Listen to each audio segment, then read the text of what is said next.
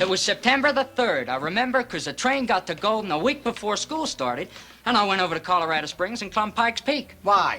Well, it was there. Just a minute. You done what to Pikes Peak? I clumb it. You didn't clumb it, you climbed it. What's the difference? I got to the top. There's a whole lot of difference. There ain't no such word as clumb. Don't hit him now, Matt. What about the horse? She went to a lot of bother to get you an education. Why don't you use it, college boy? In the realm of Hollywood legends, The Sons of Katie Elder, released in the year 1965, stands out as a classic Western.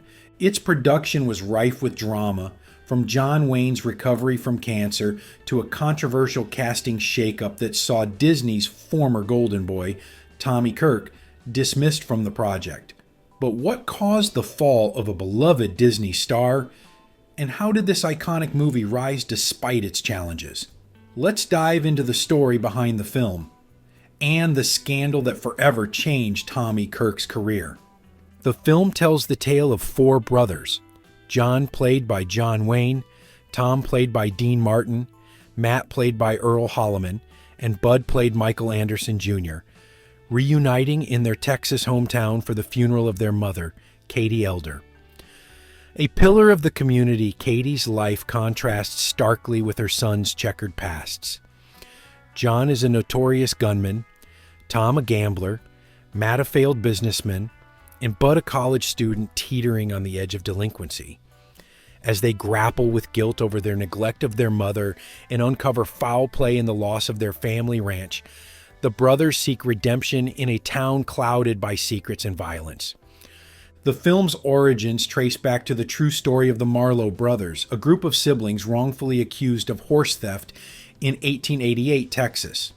Their dramatic fight for justice, including a jailbreak and shootouts, inspired Glenn Shirley's book Life of the Marlowes.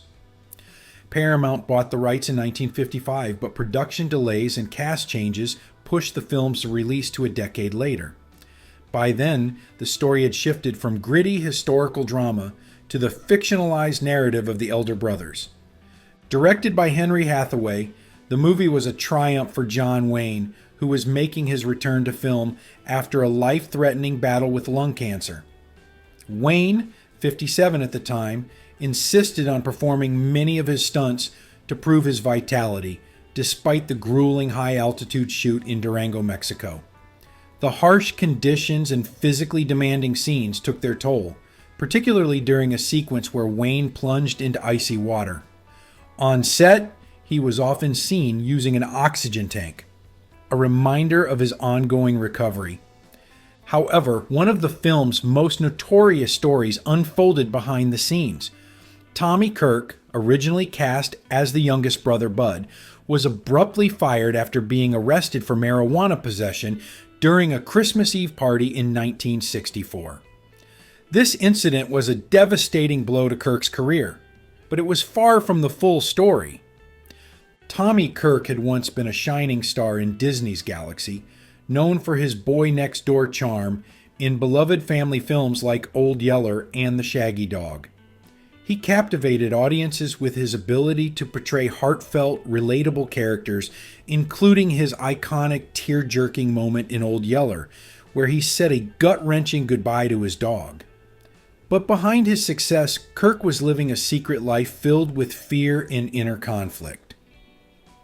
As a teenager, he had come to the realization that he was gay, an admission that was perilous in the Hollywood of the 1950s and 60s, where conservative values dictated both public and private lives.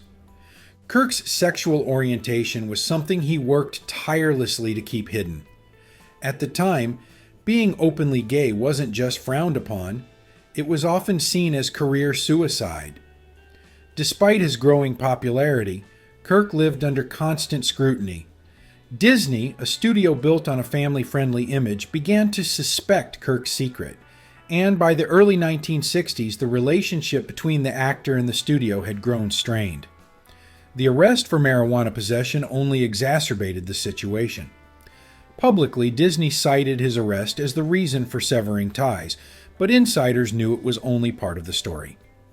Kirk later admitted that he had felt the studio distancing itself from him long before his legal troubles. The fallout was swift and merciless. When news of Kirk's arrest broke, tabloids splashed humiliating photos of the young actor in handcuffs across their pages, framing him as an all-American boy who had fallen from grace. Public sentiment was unforgiving, and Hollywood quickly turned its back on him. Kirk was replaced in The Sons of Katie Elder by Michael Anderson Jr., and his once bright career dimmed almost overnight. The tragedy of Kirk's story wasn't just the loss of his career, it was the isolation he faced. Estranged from much of his family, who disapproved of his sexuality, and abandoned by an industry that had celebrated him as a young star, Kirk found himself struggling to rebuild his life. In the late 1960s and early 70s, he took on smaller, often forgettable roles in low-budget films, but even those offers eventually dried up. His attempt to find work outside of the Screen Actors Guild further tarnished his reputation in Hollywood, effectively ending his acting career. By the mid-70s, Kirk had walked away from show business entirely. He reinvented himself as a carpet cleaner, starting a modest business that provided him stability and a sense of purpose. Looking back, Kirk spoke openly about his struggles, admitting to periods of addiction and depression, but also expressing gratitude for his life beyond Hollywood. In 1973, he came out as gay in an interview, a bold move for the time, and later became an advocate for honesty and self-acceptance. Though his journey was marked by incredible highs and devastating lows, Kirk remained gracious. In 2006, Disney honored him as a Disney legend, acknowledging his contributions to the studio's legacy. For many fans, Kirk's performances in classics like Old Yeller remain timeless.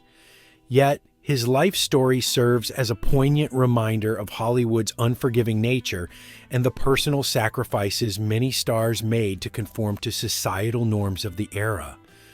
Despite these challenges, the production of The Sons of Katie Elder moved forward. The cast brought their A-game, with Dean Martin's humor balancing Wayne's stoic intensity. Hathaway's direction, though demanding, drew strong performances, especially from Wayne, who delivered one of his most emotionally resonant portrayals. The film also featured standout moments like the breakfast brawl, where Wayne accidentally hit his hand on a door and let out an unscripted "ouch," which Hathaway kept in the final cut. The film's music, composed by Elmer Bernstein, added to its timeless appeal. Interestingly, Johnny Cash recorded a song with the same title, but it wasn't used in the movie. Meanwhile, props and locations from the film became part of Hollywood lore, such as the hearse from Katie's funeral, which now resides at Disney World's Haunted Mansion. The film's release was met with acclaim, though some critics noted its slower pacing. Audiences, however, were captivated, propelling it to box office success. The story of the elder brothers struck a chord, not just as a tale of redemption, but as a reflection of familial loyalty and resilience. As for the title's enigmatic inspiration, it has long been rumored that Katie Elder was a nod to Big Nose Kate, Doc Holliday's companion. However, the real Kate lived until 1940, making it unlikely she was the film's Katie. Instead, the name was likely chosen for its evocative resonance, conjuring a maternal figure whose strength anchored the story. In retrospect, The Sons of Katie Elder remains a testament to the grit of its cast and crew. It marked a comeback for John Wayne and stood as a defining moment in the Western genre.